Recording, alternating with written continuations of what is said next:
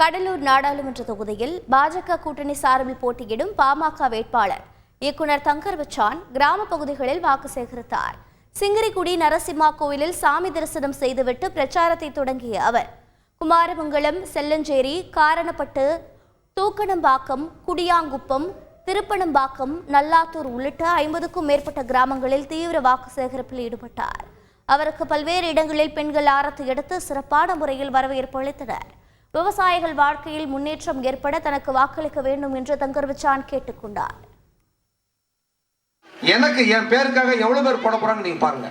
ஏன்னா எனக்கு வேற சிந்தனை கிடையாது. 37 வருஷமா என் மக்களுக்காகவே தான் நான் குரல் கொடுக்கிறேன். எத்தனை போராட்டங்கள், என் படங்கள் பாருங்க. என் படம் எப்படி இருக்குமோ அதே மாதிரிதான் நான் செய்ய போற செயலும் இருக்கும். இந்த 40 பேர் இப்ப தேர்ந்தெடுக்க போறாங்க இல்லையா, அந்த தேர்தலில் அதுல நல்லது செய்யற முதல் ஆளா நான் இருப்பேன். செய்திகளை உடனுக்குடன் தெரிந்து கொள்ள உடனே சப்ஸ்கிரைப் பண்ணுங்க.